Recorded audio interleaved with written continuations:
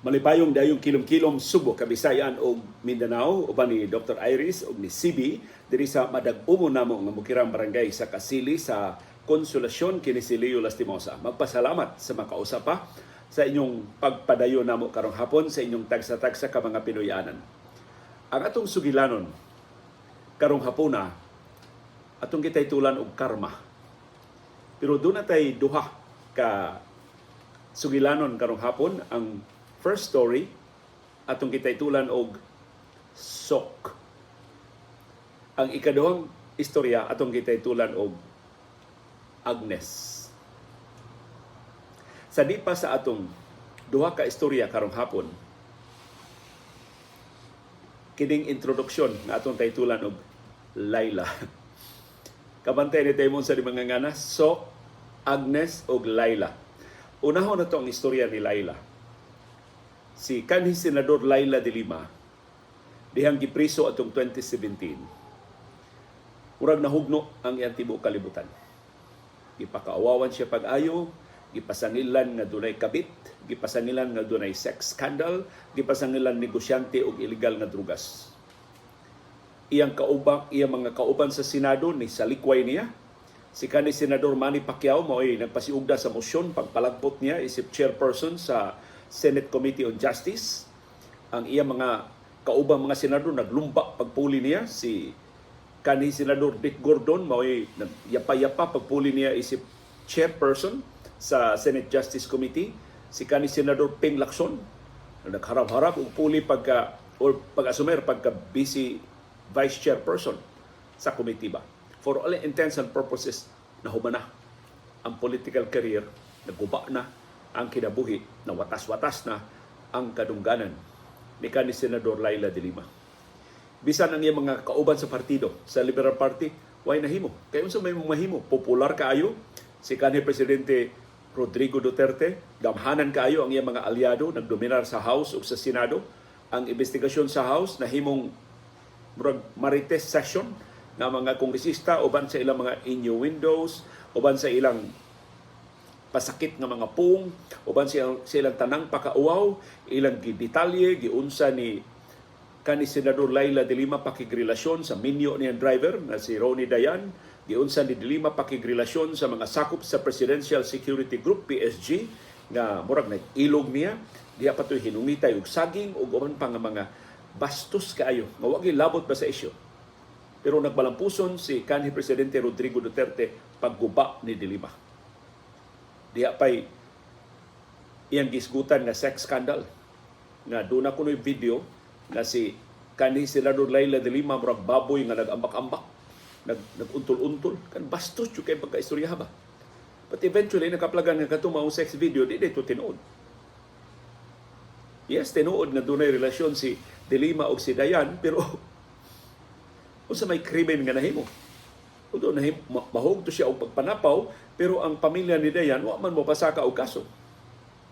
So, in other words, katong tanan gihanig to aron wa nay mo alma, wa nay mo supak, wa nay mo protesta sa pagkapriso ni de Lima in 2017. In fact, sa iyang unang anibersaryo, sa iyang unang tuig sa pagkapriso, gibugal-bugalan siya ni kanhi presidential spokesperson Harry Roque nga happy anniversary, may you spend the rest of your life in jail. Kanang yung palabig yung kayo ba?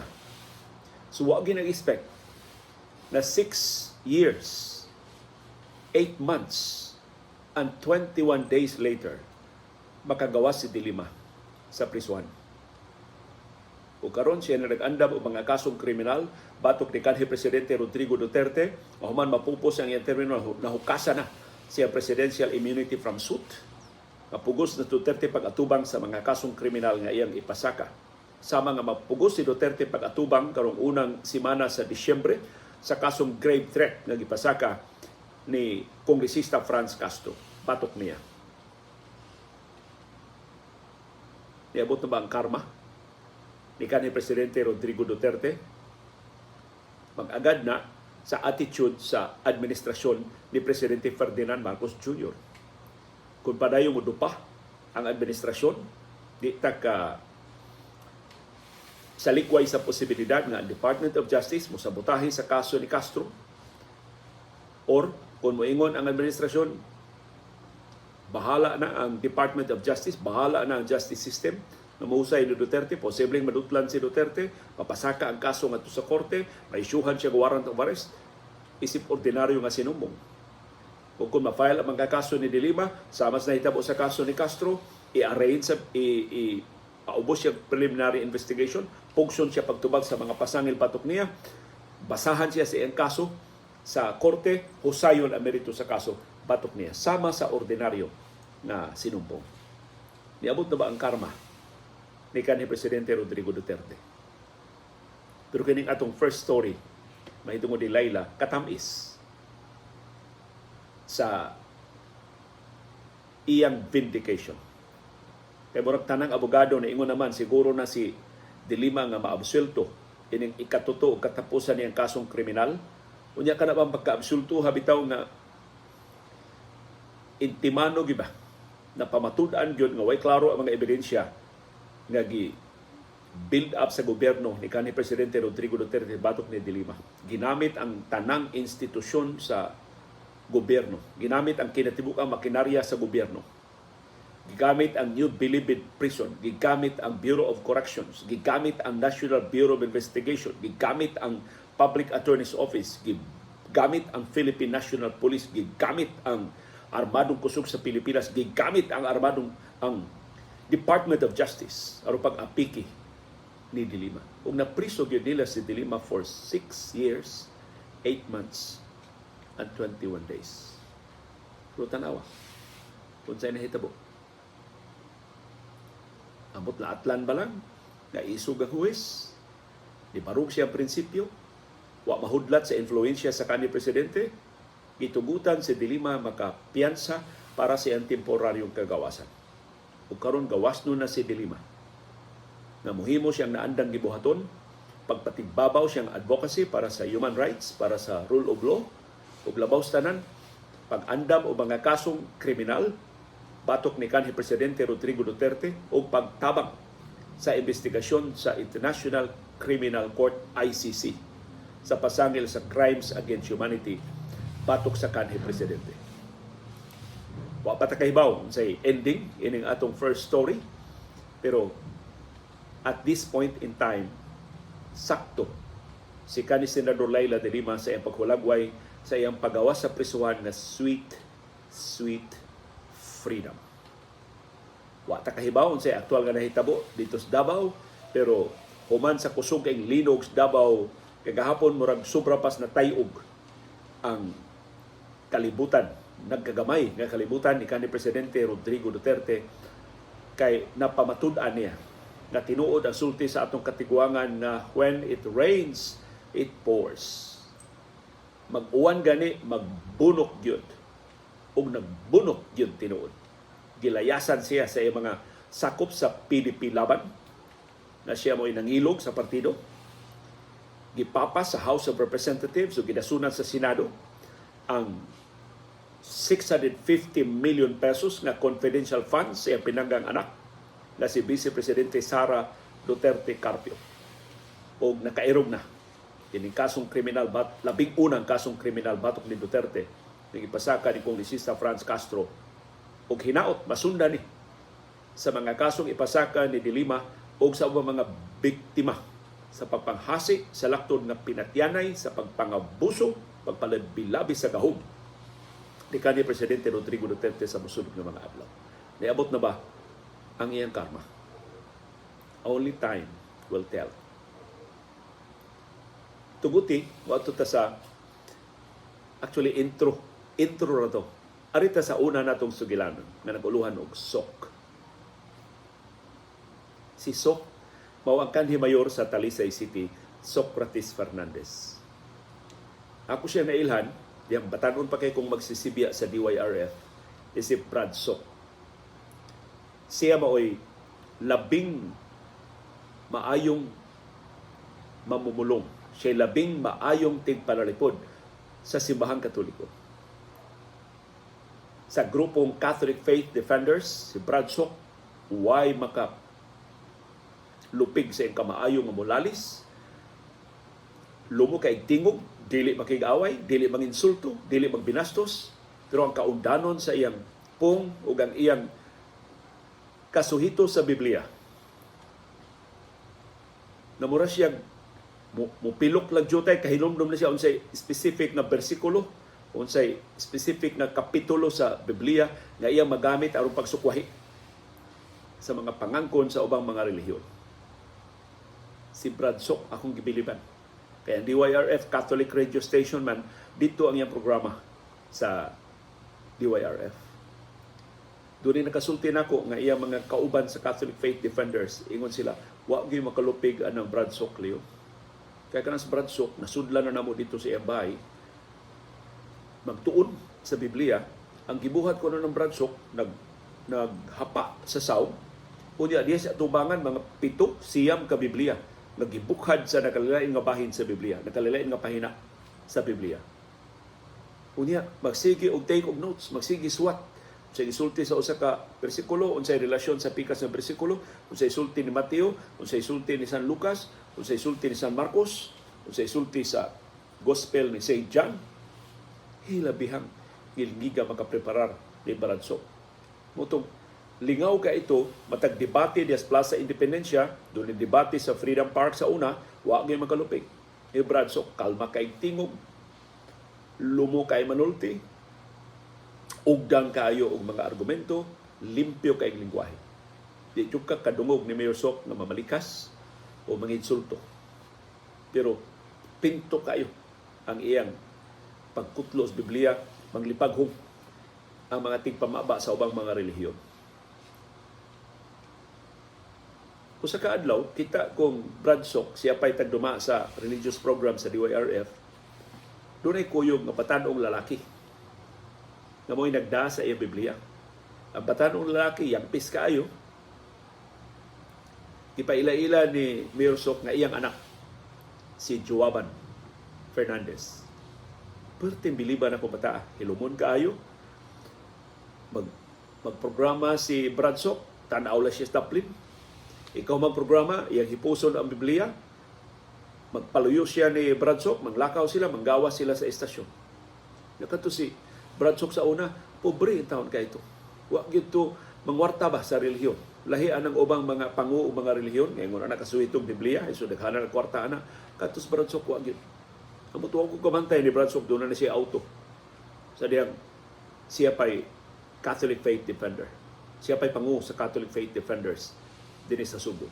Laing Catholic Faith Defender na maisa kay manulti pero insultador niya pag colorful o lingwahe kadto si Attorney Marcelo Bacalso. Para na ako mas maayos si Brad Sok kay di man mangaway, di man manginsulto. Hasta ang ubang mga rin maikog man manginsulto ni Brad Sok. Although pakauwawan to si Brad Sok, insultuhon to Brad Sok, di gyud mo baos. Pero nausap ang tanan. Diyan si Brad Sok na himong politiko. Ambot. Kanusa nagsugod ang transformation. Wa siya makurakot. Wa man to ibantog si Mayor Sok na nangurakot. Pero nakaguba niya katong iyang paila na mo nga iyang anak na si Joaban Fernandez. Ang transformation ni Joaban mas makalilisan. Gikan sa inosente kayong bayong-bayong na tigdas Biblia ni Brad Sok, nahimong tigas sa talisay. Nahimong badlungon sa talisay. And for how many years nahimong public enemy number 1 sa taga-syudad sa Talisay. Makabangga ang iyang sakyanan, mamarigla siya, mamusil siya, manghilabot siya, pasangil ni Joaban Fernandez. Ang nakapait, giduphan siya, Mayor Sok na. Kaya na mayor naman siya sa syudad sa Talisay. Gigamit ni Mayor Sok sa waiko kaikog ang tanang resources sa gobyerno, mga sakyanan sa gobyerno, aron pagdupa ni Joaban Fernandez. Moto frustration sa kapulisan nga maglisod silang kaso ni Joaban kay mudupa man ang mayor. Gawas pa nga mga pulis magpangikog sa mayor. Kaya mayor baya mo'y dunay jurisdiksyon, dunay gahong pagsuprepisar sa kapulisan. Askang dugaya atong nabadlong atong Joaban Fernandez sa daghan kay niya mga pabadlong, daghan kay niya mga pinuang, hangtod finally na priso nadakpan to sa Juaban, diha gitanggong sa Cebu City Police Office, headquarters sa Campus Sotero, Cabahog.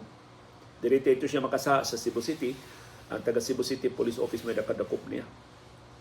Ang mga sakop sa media na gustong mususi sa pagkapriso ni Juaban, wa pasudla sa gate kay anak lagi sa mayor. Ya magpangikog bang kapulisan na mura og ilang ipasaya-saya sa publiko ang anak ni Mayor Soc Fernandez. Wa pasudla ang mga reporters diya sa gate.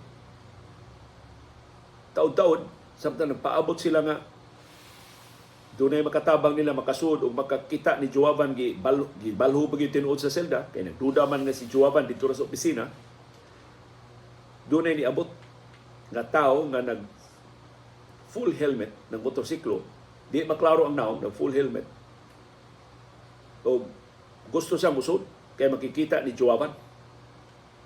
Di balibad sa ang kapolisan, kaya di mahimo. Pero ang mga reporter, nakabantay na tingog. Kamurag tingog ni Bradsok.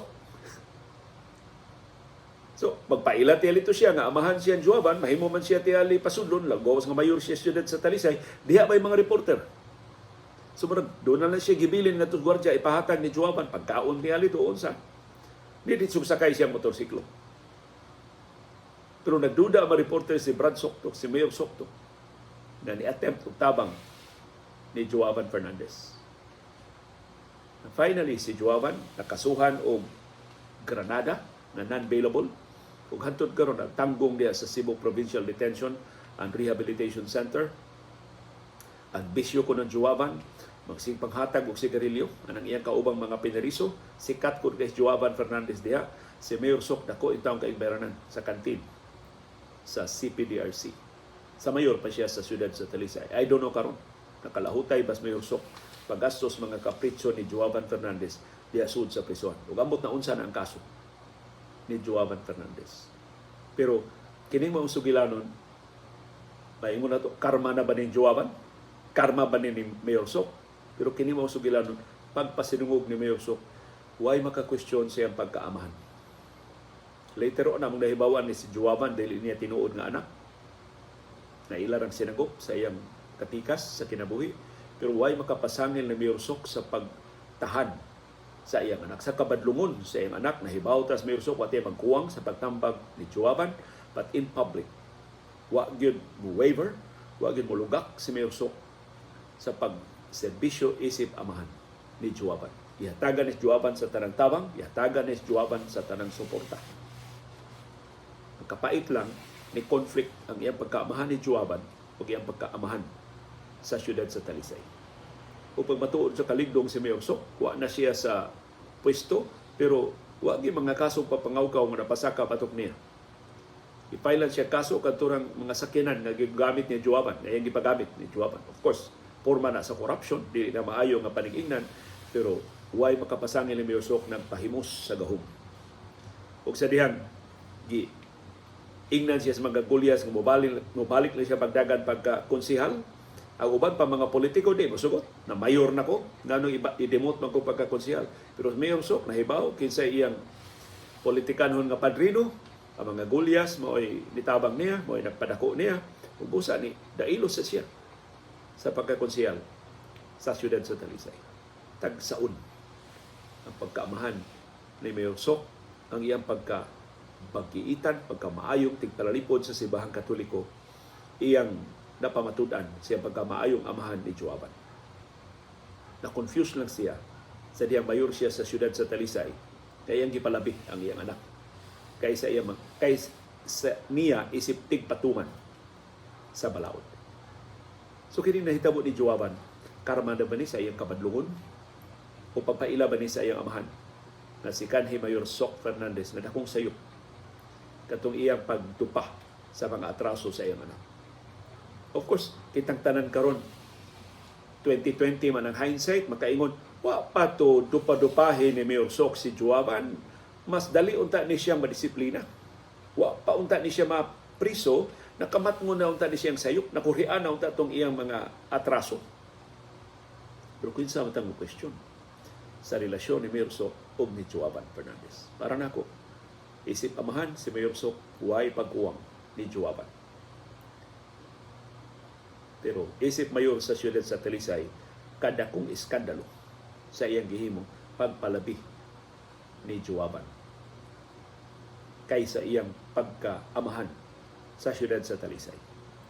So kining nahitabo ni Juaban na nabalhog sa prisuhan ug ang nahitabo ni Mayor Sok nga nahimo ng laos nga politiko, maybe mao ni logical karma sa ilang pagkasaag sa maayong agianan sa diyang nagtungkaw pa si Mayor Sok sa gahom.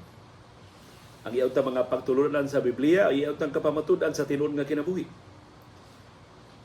Nadili niya duphan ang salaod. Nadili niya isakripisyo ang balaod. Pero iyang gipalabi ang iyang anak. So, between sa iyang katungdanan pagka-opisyal sa gobyerno o pagkaamahan ni Juaban, iyang gipatigbabaw ang iyang pagkaamahan. Bisag unsa pa'y palaod nga ilang nayatakan. Kung tungod ang natahod ko ni Mayor Sok Fernandez, masok-anon ko nga ni-denounce ni Mayor Sok sa dihang iyang pakauwawan ang iyang pagkamayor sa Talisay, siya pagdupa-dupa siyang anak. Pero karon sa hindsight, makaingon ta, nihimo og desisyon sa Mayor Sok pag all out og laban sa iyang anak. At the expense sa iyang credibility, sa iyang integrity, o sa iyang political career. Ang atong ikatutong sugilanon karong hapon, naguluhan og Agnes. Mahitungod ni kanhi Vice Gobernador Agnes Magpale. Si kanhi Vice Gobernador Agnes Magpale suod kaayo ni karon Gobernador Gwendolyn Garcia. Managhigala ni sila. Dugay ni sila nga managhigala. Isip mga babay nga mga politiko, isip babay nga mga leader sa politika. Makita nimo unsay ilang band, unsay nagbugkos nilang duha. Pero ni aslom ning tanan atong 2012. Ikaduhang tuig sa administrasyon ni anhing presidente Noynoy Aquino. Gisuspenso sa Malacañang si Gobernador Gwendolyn Garcia. Og ang nipuli niya sa gahom, mo ang iyang suod nga higala, ang iyang Vice Gobernador na si Agnes Magpale. Sukad niya ito. Gubat patani ang gideklarar ni Gobernador Gwendolyn Garcia batok ni kanhi Vice Gobernador Agnes Magpale. Hangtod nagkaatbang sila sa pagka-gobernador sa niaging eleksyon. 2 elections ago, gilubong pag-ayo ni Gobernador Gwendolyn Garcia si kanhi Vice Gobernador Agnes Magpale na murag yung guway ikugay, murag yung pagpatagam na nangahas ka sa pag sukol nako, mao ni ang imong mahiguman. Kadita do na tay tawag. Hello? Babay.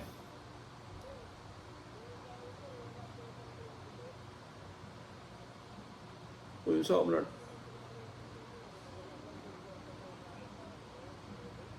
Saan mo na, bay? Di ka nauhay na kayo ang munang kinahanglan. Uy, di, kuha lang nga rin na lang o bayad lang kay kahuman.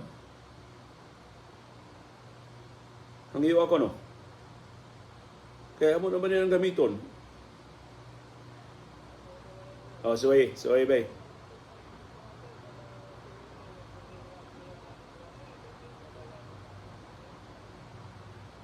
Wak man ko ka familiar bay, sorry bay. Hangyuan lang diha bay, mahimo ba? Gamitan lang ako ngan palihog. Okay, wag ko di ko kanha diha, wag ko driver sad.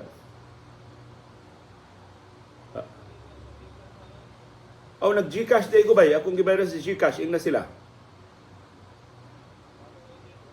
Di nag-GCash nako, ako nang gibayaran sa GCash, ing na ko na sila.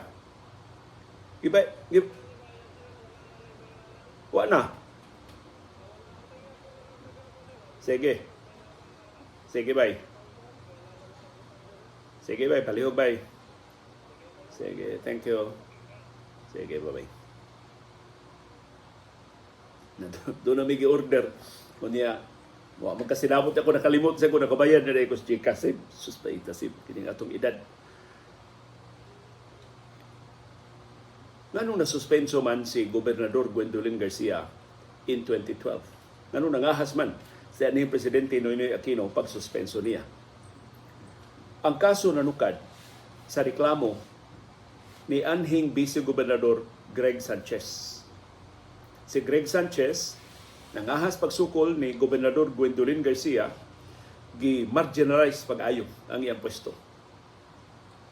Ang majority sa provincial board, ilaman sa mga Garcia, luoy kay si Greg Sanchez, pero siya pahoy-pahoy na mag-preside sa provincial board na dili siya paminawon sa iyang mga kauban. Or atol sa botasyon, wag gid siya daganan. Hangtod na nakabantay si anhing Vice Gobernador Greg Sanchez, nahasta ang iyang budget, gihilabta na. Gilaslasan ang iyang budget sa Office of the Vice Governor.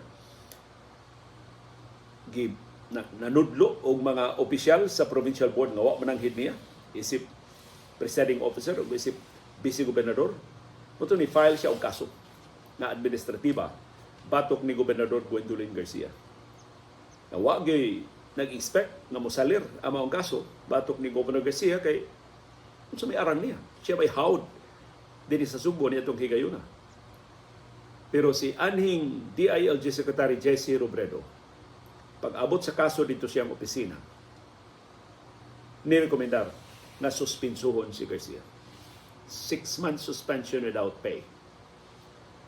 Namatay si Robredo, wa mapatuman ang maong suspension.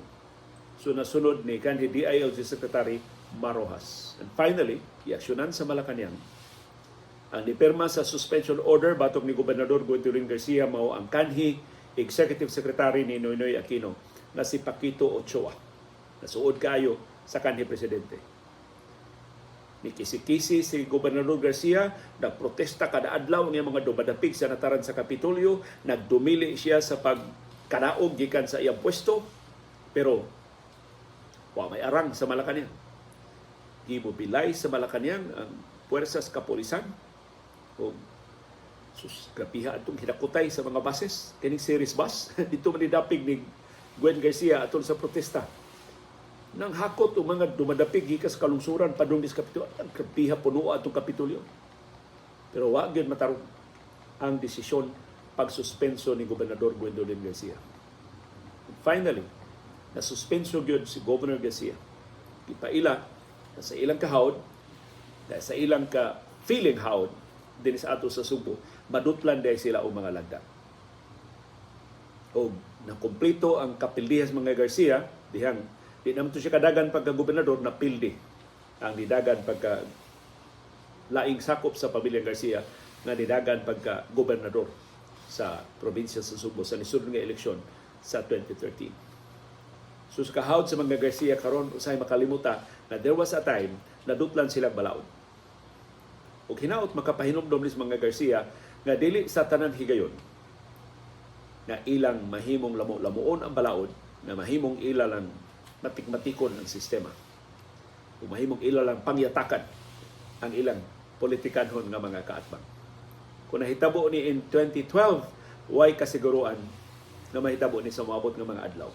Kung dili magpapadlong si Gobernador Gwendolyn Garcia anang iyang pagsalibay sa bintana sa siyensya, anang iyang pagpalabi-labi sa mga nangahas pagsukwahi niya. Although karon dako kay tentasyon para ni Governor Garcia nga muingon why makatarog niya diha sa Kapitolyo. Kay hapit tanang mayor dinhi sa probinsya sa Subo naa niya. Naa ni Gobernador Gwendolyn Garcia. I think ang bugtong mayor nga wa niya maurang mayor Danao. Ang Danao na lang nahibilin ang 5th distrito na ilog na sa mga Garcia. Pinaagi ni Kongresista Duc Frasco. So wa na'y makapugong ni Gobernador Gwendolyn Garcia sa hingpit na pagdominar sa politika din sa Subo. Pero sama sa nahitabo sa tuig 2012, moabot ang higayon na si Governor Garcia makaamgo na doon sa diya karma. Unsa man ning karma? Ngano nga o may title sa atong mga sugilanon karong hapuna. Ang karma, ang iyag yung labing yano nga definition mao. Ang bisan unsang butang na imong ihatag sa kalibutan o balik nimo. So kung motandiag ka og kaayuhan maayong buhat, mubalik nimo. Doon na siya maayong buhat nga mubalik nimo. Utanyag kag kadautan. Kadautan sa may mubalik nimo. Sumo na ang karma. Dili siya panimaos. Dili gani siya panudya. Mura hustisya. Mura og unsay imong gibuhat, ubalik nimo. Bisan unsay imong gihimo, ubalik nimo. Itabang ka sa imong isig katawo, doon na sa imong isig katawo nga mobaos pagtabang nimo. Maybe dili karon, maybe dili ugma, maybe dili sunod semana, but within your lifetime, pabawsan ka og maayong buhat. Doon na kay giyatakan karon, maabot sang higayon nga yatakan sa ka. Hustisya. Mao na ba ni ang nahiaguman ni kanhi Presidente Rodrigo Duterte? Mao na ba ni nahiaguman ni Joavan Fernandez o ni kanhi Mayor Sok Fernandez sa siyudad sa Talisay? O mao ba ni nahiaguman atong 2012, posibleng mahigum na kusab ni Gobernador Gwendolyn Garcia sa probinsya sa Subo. Pero gusto na kong i-highlight si Agnes sa atong second story, si Sok sa atong first story, o si Laila sa atong introduction story. Silang tulo, pulos di pasundayag ug talagsaong taras. Integrity. Wa sila maliso bisan sa mga kakulian. Si Mayor Sok likoy lang jutay pero ang iyang pagkaamahan o iyang gipasuwabi. Uway maka-question. Sa usa ka amahan na sa tanang mga pagi manalipod sa iyang anak. Bahala na kung nakalapas na siya sa balaod. O si Vice Gobernador Agnes Magpale sa iyauntang pagka-acting governor for 6 months sa probinsya sa Subo, mahimo unta siya magpahimus. Mahimutan niya bungkago na makinarias politika sa mga Garcia. Mahimutan niyang bawsan perti panginsulto ni Gobernador Gwendolyn Garcia niya. Pero tanawa, deritero sa politika si kanhi Vice Gobernador Agnes Magpale, way makapasangil niya sa pagpangabuso. Way makapasangil niya sa pagpahimus sa gahom. Way makapasangil niya sa pagpangyatak bisan sa iyang mga politikano, mga kaatbang. Apil na ni Gobernador Gwendolyn Garcia. So kung tinuod ng dunay karma, kaswerte ni Laila de Lima, ni Sok Fernandez o ni Agnes Magpale. Ang ilang integrity nga gihatag sa kalibutan, bawsan sa buong kaligdong, bawsan sa buong maayong nga ganti o maayong mga buhat. Ikaw, unsa man imong kasinatian o karma? Doon na ba'y mga sitwasyon sa imong kinabuhi nga gidaog-daog ka, gilupigan ka, yan niabot ang higayon nga lisod man ang ino nakabaws ka, pero nga nabawsan ang nagdaog-daog nimo. Nakaamgo ang nagdaog-daog nimo si anda kong sayo. Dili tungod nimo, kundi sa laing panghitabo. Na nagka-realize siya, di gini maayo nga mangyata ka, di gini maayo nga mamitaha ka, di gini maayo nga mga buso ka. Sa imong gahom, o sa imong katungdanan, o sa kasamtangan nga pwesto, nga imong gihuptan. Nagkasalamat sa inyong padayon nga pagsuporta, pagsalig, ug labaw sa tanan sa pagpaminaw sa atong panahom dayong kilom-kilom. Uban ni Dr. Iris na nagpa-reflex to sa sala mo itong si CB in town na si Aw-Aw kay doon ang bisita na si Vivian o sa nga ni CB na isugot sa mukuyog nato karong hapon na bisang mas exciting dito sa gawas kay gusto mo siya mutanaw sa reflex ni Dr. Iris. Kini si Leo Lastimosa. Maghinaot nga kining atong kahimtang sa panahon dili nang mobalik atong kusog nga bundak sa uwan gani ang buntag o nga pasidaan nga grabe ang hinungaw sa low pressure area nga niya karon sa Visayas o kining shear line ang panag-abot sa amihan ang bugnang hangin gikan sa Siberia o sa easterlies ang init na hangin gikan sa Pasifiko hinaut dili ni makamugna sa gikahadlukan atong kusog nga uwan karong adlaw Sabado hangtod ug mga adlaw Domingo. Matod ni retired Pag-asa Vice Director Oscar Tabada, 90% ang atong chance of rain karong Sabado o ugma Domingo dinhi sa atong syudad ug sa probinsya sa Subo. So palihog, padaytang magbantay sa atong kahimtang sa panahon, pero mga liya. Kung dili matinuod, dili ni mahimong bagyo, ang low pressure area, matunaw na lang ni siya, mawa ni siya, aron mawa na sa baghulga sa atong kahimtang sa panahon. Although daghang salamat sa uwan kay ganina, daghang salamat sa kamapanganuron sa tibok adlaw, mas tugnaw ang atong temperatura tibok adlaw karong adlaw dinhi sa syudad ug sa probinsya sa Subo. Malipayong panihapon kanatong tanan. Kato akong gi-order dessert to namo sa panihapon kay giimbitar mi og panihapon nya magdami og dessert may among tampo sa panihapon signo. So gikan diri mangadto na mi sibi og laing pa panimay kay adto may manihapon magdami og halo-halo.